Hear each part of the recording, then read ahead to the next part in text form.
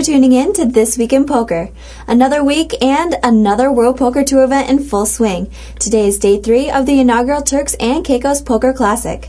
The $7,500 buy-in tournament had a total of 137 entrants, which built a prize pool of about $1 million. The problem was that the Turks and Caicos Poker Classic guaranteed a first-place prize of $1 million. Therefore, if the eventual champion was to be awarded the first-place prize that was guaranteed, then he would have been the only player to get paid. Tournament director Jack McClellan handled the situation democratically by allowing the players to vote on the payout structure.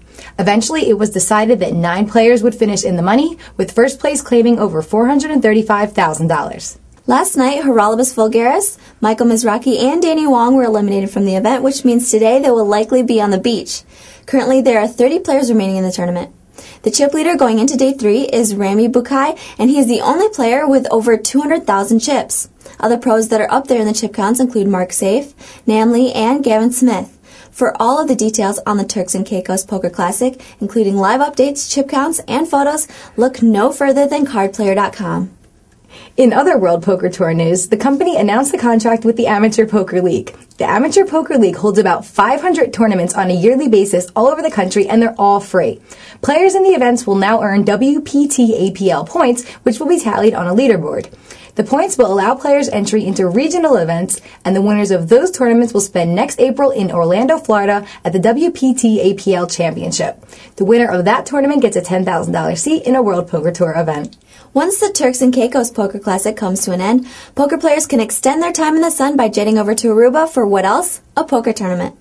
The preliminary events of the Ultimate Bet Aruba Poker Classic begin tomorrow, and they are all no-limit hold'em. The first tournament is a $500 buy-in. The $5,000 buy-in championship event of the Ultimate Bet Aruba Poker Classic begins on Tuesday, October 2nd. Last year, Devin Miller won almost $750,000 by taking down the Aruba Poker Classic. Cliff Johnny Back Josephine came in second in that tournament.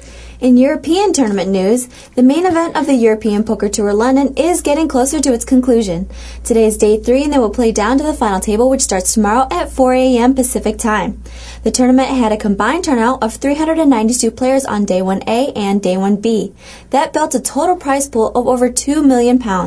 Everyone has their eye on the first place prize of over £600,000. The chip leader going into day 3 is Surinder Sunar with over 400,000 chips. Second in chips is Ben Grundy, and he has almost 200,000 less than Sunar. Other well-known pros that are still in contention include recent World Series of Poker bracelet winner Alan Smurfett, 2003 main event champion Chris Moneymaker, and 2006 EPT Dublin winner Roland DeWolf. 32 players will finish in the money in this event. Back here in the United States, the preliminary events of the U.S. Poker Championships are going on at the Taj Mahal in Atlantic City, New Jersey. The $10,000 buy-in championship event begins next Tuesday the 2nd. There will not be any television cameras present since the event is not going to be broadcast. Last year, the championship event, which was televised on ESPN, was taken down by Alex Jacob. He earned just under $900,000 for that victory at the Taj. The runner-up was Jordan Morgan. Poker players who want to be a part of the U.S. Poker Championships or even the daily tournaments at the Taj now have a new way to register ahead of time. The Taj recently implemented a way for individuals to sign up for live poker tournaments online. The casino uses ptseats.com, which is a site similar to Ticketmaster, but for poker players.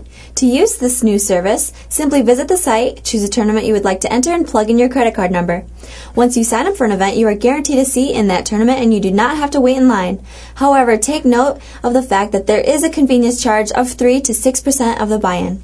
In legal news, the Poker Players Alliance is taking advantage of its new location in Washington, D.C., and close vicinity to the lawmakers who have the ability to make the future of online gambling a favorable one to poker players by launching its biggest initiative yet. A policy conference is scheduled for October 22nd to the 24th, and the PPA is calling on all of its nearly 800,000 members to come and support the 3-day campaign. The conference will take place at the Omni Shoreham Hotel. Attendees will get the opportunity to meet members of Congress who vote on the issue at hand and ultimately hold the power to induce change. The goal of the conference is to help members of Congress better understand that poker is a game of skill and that internet gaming should be reasonably regulated rather than banned. Anyone interested in attending the event can send an email to wash-fly-in@pokerplayersalliance.org in order to receive a registration form and detailed information on PPA discounted hotel room rates.